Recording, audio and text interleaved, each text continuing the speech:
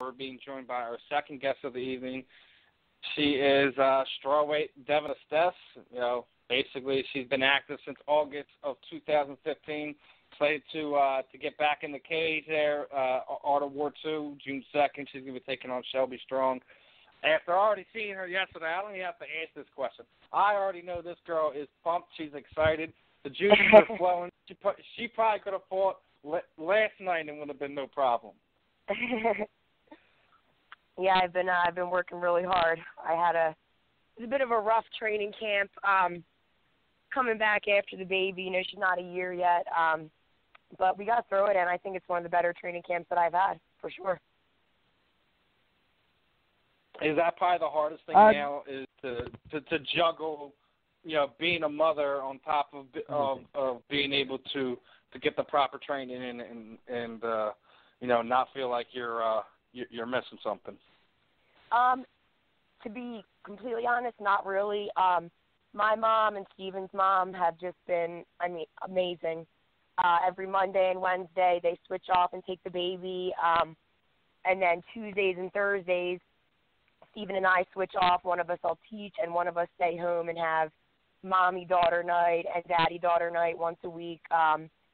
So it's actually not that hard. Like I said, and even when we bring her to the gym, I've got a bunch of moms there. They love hanging out with her. A lot of my friends at the gym like hanging with her. Everyone just takes care of her. It's fantastic. The only time I have a hard time is when we go to strength and conditioning on Fridays.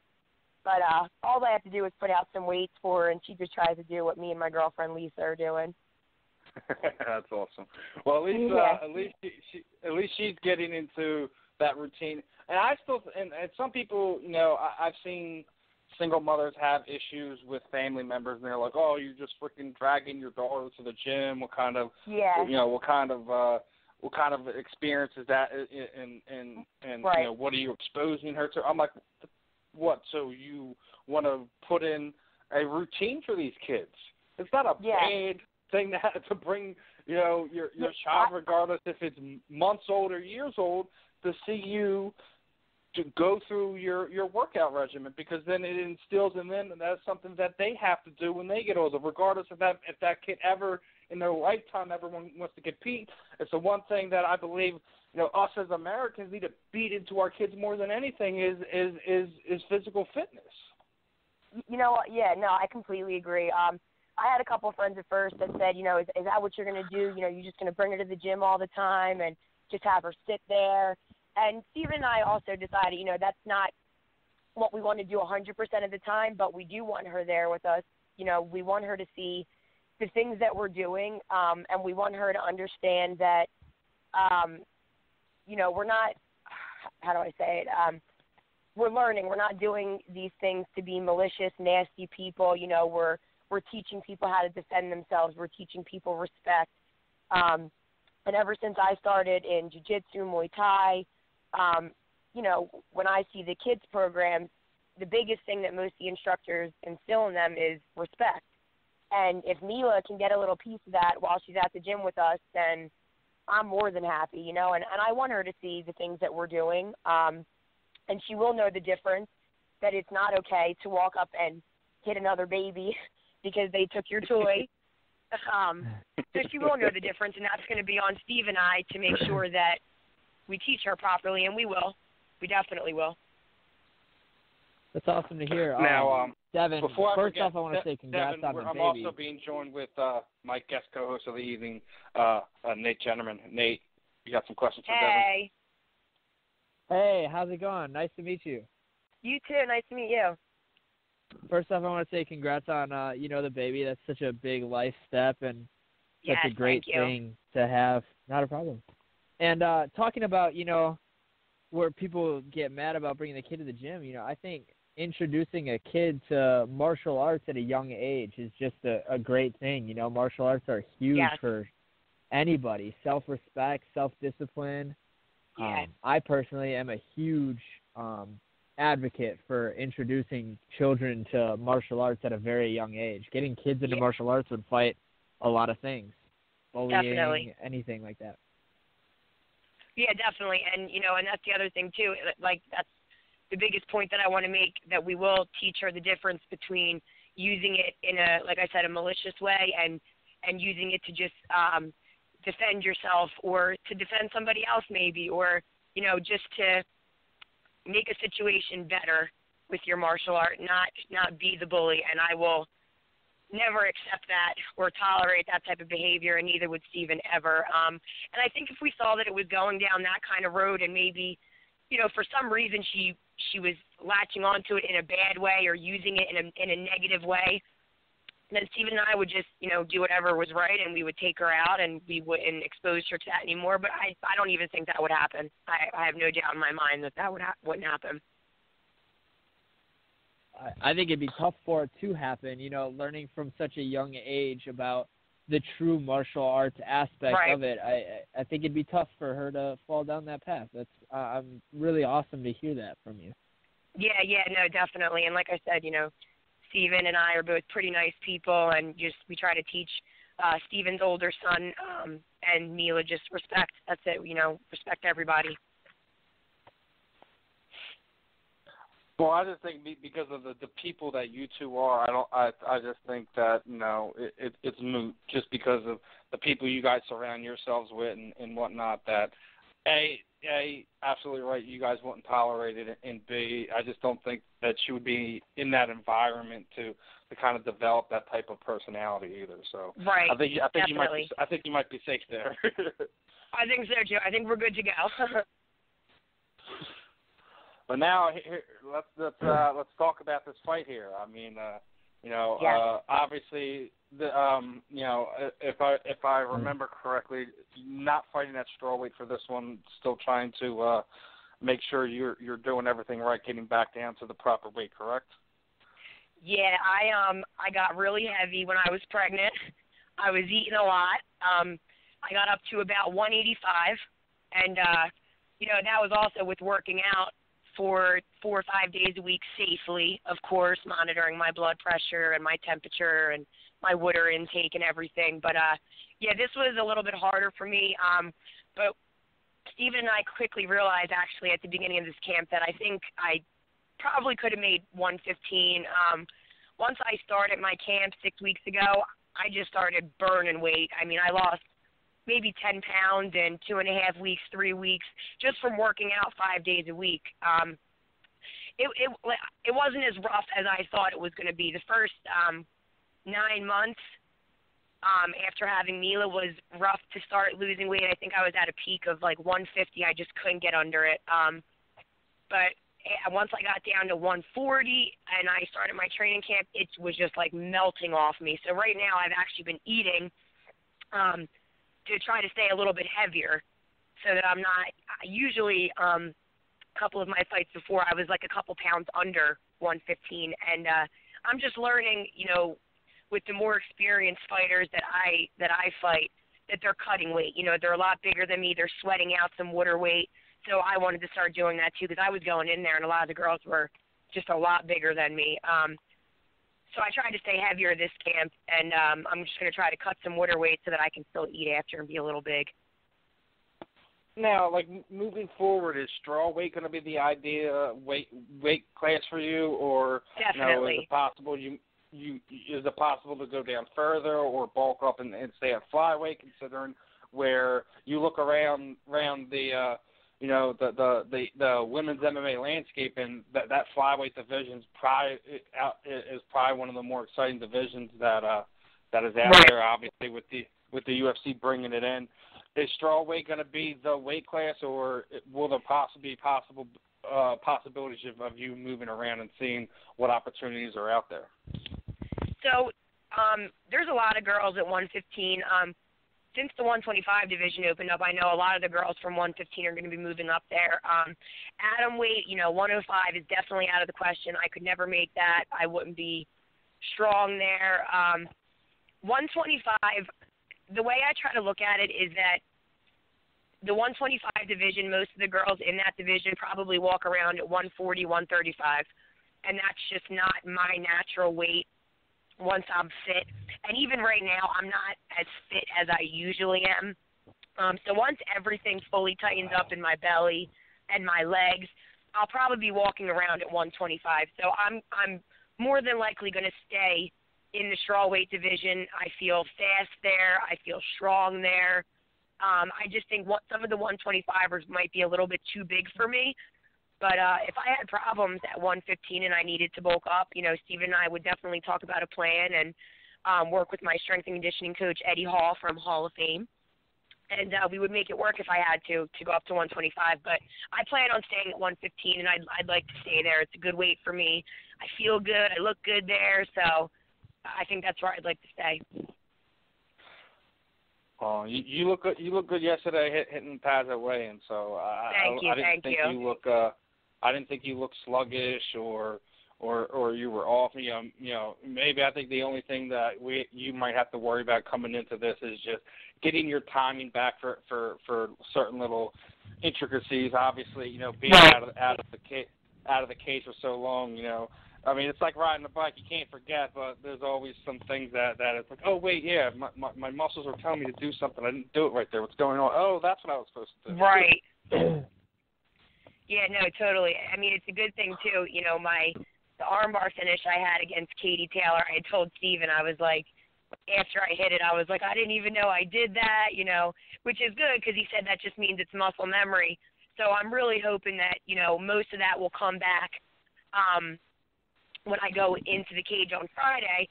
To be honest, I'm not super worried about ring rust or anything like that.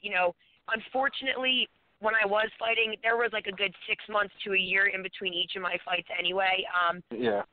I just feel like I'm just going back in, to be honest. I feel really good. I feel smart. I feel like I think a lot more now when I'm sparring. I'm calmer. I'm more relaxed. I'm not just trying to throw haymakers, Yeah, so I'm not super worried about ring rust.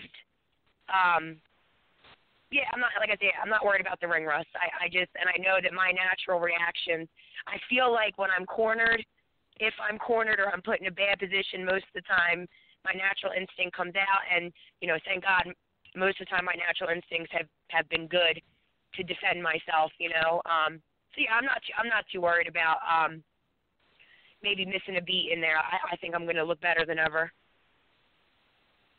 Coming back now, you said that before you were taking about a couple months off between fights. Coming back now and getting back into the cage, do you plan on being a little more active with the fights? Are you trying to fight more often, or yes? Did you like taking the time off? You want to be more active? No, to be honest with you, I don't really have a reason why we took all that time off. It's just fights only presented itself every once in a while. But now I plan on being much more active. I really want to start banging out a couple more amateur fights so I can get the career moving. Steven said he'd like me to do maybe 2 or 3 amateur and then move on to professional. So, yeah, that's how we're going to try to work that. But I want to start being a lot more active, especially in grappling competitions also. I think just like everybody has that fear, nerves the week of and this and that. And I just get stage fright. I always have. Doesn't mean I'm going to perform bad. It just, I do get stage fright. So I think doing like Nagas and grappling competitions are going to help me too. So I plan on doing a lot more grappling competitions. And yeah, I'd like to fight a lot more frequently than I was before. The butterflies, I honestly, I got bad news for you. I don't think they go away. They don't. 11 pro fights and they still haven't gone away, but. Yeah, great. They get better. That's all right. As long as I'm out of tunnel vision. When it comes to that aspect of it, it's not about will they ever go away. It's you learning how to deal with the butterflies. Everyone, I think every fighter kind of has their own ways to deal with their nerves or their fears or whatever. Everyone has their own way of doing about it. And either you're good at handling them, or you completely freak out and everything's a freaking mess. It's just everyone has we all have our own ways of dealing with things and whatever. I just think there's not something that is ever just going to be easy about it. It's just, getting to the point where knowing how to deal with it. Well, the good thing, too, is that I was, of course, I keep saying I was talking to Steven because I'm always with him. But, yeah, like my first couple fights, I just felt like I was in tunnel vision, Steven would scream things to me from the corner and I didn't hear anything. But my last fight against Sarah Click, which was one of my harder fights, I told him, like, I wasn't in tunnel vision there. I could actually hear the corners, and I could really see what was going on. I was just more aware. So I'm I know that the more I keep fighting, the better and better that's going to get, and that helps me deal with the butterflies, that I know I'll go in there, and I'm now aware to listen to my corners and just to be smarter and to think of things rather than just trying to defend myself the whole time. I can move better. I can be more offensive when I want to be, and that's all. So I'm glad I'm out of, like, the tunnel vision stage. But what I was saying about the grappling aspect of it is there's so many opportunities now where like, you know, you have the pro fight to win. You know, they were here in Philadelphia recently. You know, we've seen, you know, they have some of the smaller girls on there as what was it? Danielle Kelly. She had a super fight there. They brought Brittany Elkin in. I love that girl. She's fucking awesome. That girl. If she ever gets the time to put all her aspects together, that's gonna be a dangerous fucking atom weight. Yeah. Oh, you're not kidding. Yeah, she's like I watch her grappling stuff, and I'm just like in awe. You know, my jaw drops when I watch her, and I'm just like, yeah, I want to be like her, please. You know, she's but it's slick, not she's just fast, it's not just like, how she does it. She's technical and she's quick. When you, as soon as you think like, oh, I'm safe, the next thing you know, she's on to the next thing, and she has it locked up, and it's like, oh, you're in not trouble safe, like please.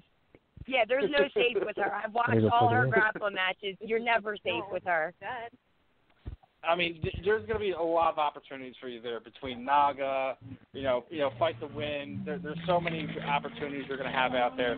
You're actually going to be having to decide, like, you know, I think I might skip Naga and do this bigger tournament, or, you know, was it I forget the name of the other grappling company that's around here. There's Grappler's Quest, IBJJF. It's does IBJJF come out the? They do it in what was the one they do in the ring? They use a ring. Oh, I don't know if we're talking about the same one, but I know there's AGLs and PGLs. Yeah, but I haven't seen them. I haven't seen them in like the past 2 years. It's almost like they dropped off the face of the earth. I don't know what happened. Yeah, I haven't either. The last one I saw was Gabby and Jillian Silver, and that's the last thing I saw. I haven't seen anything else from them since. Yeah, it's like I said, the opportunities as far as that aspect goes, I think you'd be okay. You know, I think you know, moving forward, that you shouldn't have to wait that long in between competitions. I'm not gonna. I'm definitely not going to. I just don't think. You know, before I didn't think there was a whole lot of opportunities at that weight, but you look around it now, and it's like it. You know, you're seeing freaking flowers pop up everywhere with opportunities. So right, yeah, no, I know. It's a good time to be coming back. I'll say it that much. I think you probably took a good time to take off, and you and Steve, you know, were able to have the baby and whatever. So I think you're coming back at the right time. Everything's kind of working out. You know, like you know, probably about this time next year, you should be making your professional debut, hopefully. And, yeah, I hope so. You know, I hope so too, my friend. But here we go. You know, we're going to get into talking about this fight. I know me and you had a few words when it comes to the subject. You know, obviously, you know, this girl has had you know, some issues outside of the cage. You know, preventing her from a previous fight. Right. You know, obviously, you know, I don't, and the fact that her current situation, I just don't. Me and Nate talk about this all the time. There's levels to this game.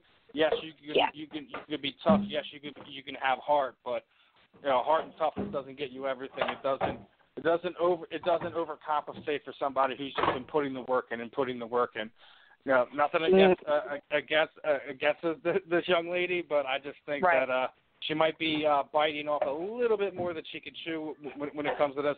You know, not the fact that me and you've had conversations, not the fact that I've covered you before. It's the way I see it playing out. You know, if we want to play the heart, and you know, if we want to play the heart game, I've got it for days. You know, I've fought through broken hands, dislocated shoulders, so can't really talk to me about that. You know, then we're even. And if you want to talk about, you know, scrapping, I've been there, done that, and I've evolved, you know, and I think it's kind of what you said, you know, this is is life for me. This is all day, every day we do this, 5-6 days a week. There's no break. Just constantly pushing myself and like I said, evolving.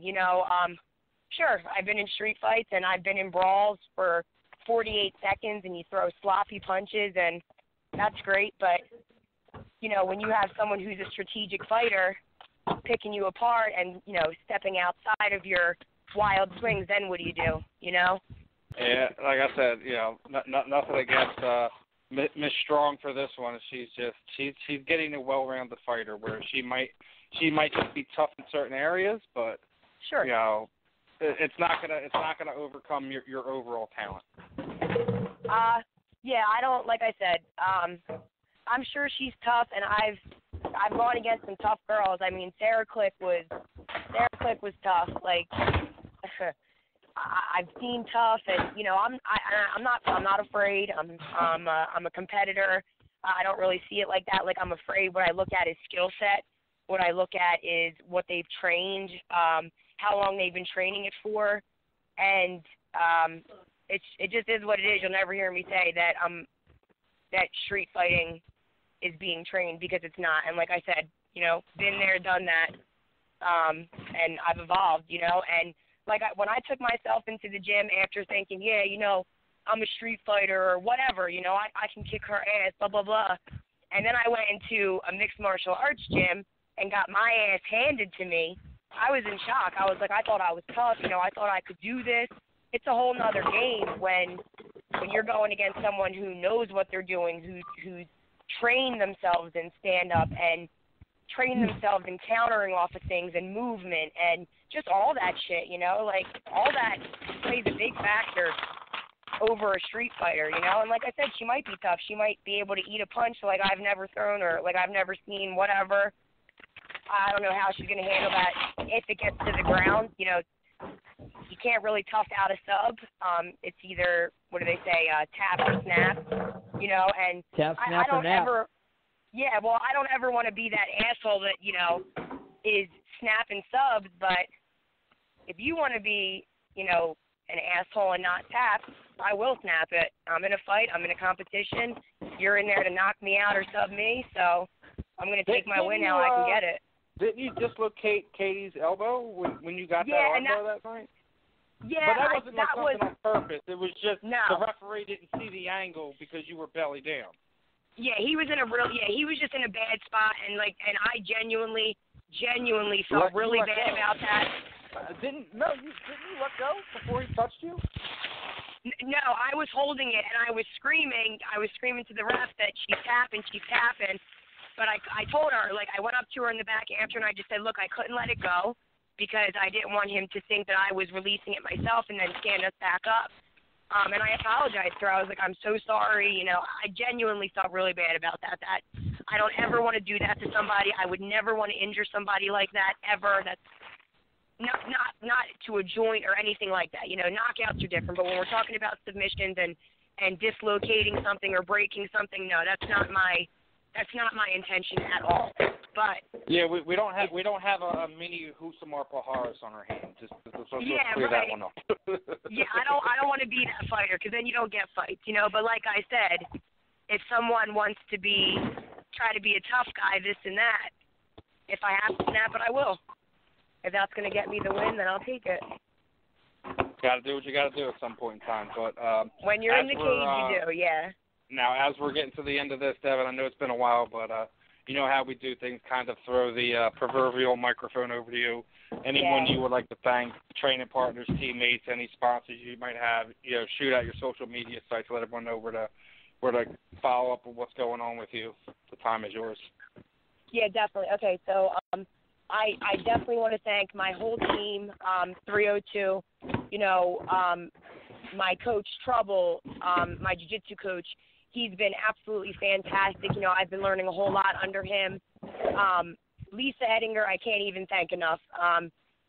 She's a 2-time national Muay Thai champ, and she's just been kicking my ass this whole camp, in the stand-up aspect and just pushing me like you wouldn't believe, going above and beyond. And I can't thank her enough, and I really just want to give her a huge shout-out for being my partner through the whole camp and all the wrestlers on my team that have been helping me. Shout out to Martinez BJJ. I went over there a couple times and cross-trained with my old family. You know, it made me feel really good to be back over there. They pushed me just like they always do. I feel like I'm forgetting somebody. Shout out to Andy Russell, who's, you know, been working with Steven and I on some stand-up. I didn't get to work with him a whole lot this camp, but just a shout-out to him in general because I love him. And the biggest shout-out to, you know, Mila, little Steven, but most of all, you know, my fiance, Steven, who's just in the gym with me day in, day out, pushing me through the tears, through the blood, through all of it, and just being the biggest support system I've ever had and just doing everything he can to make me better. You know, I just want to tell him I love him so much. I'm forever grateful.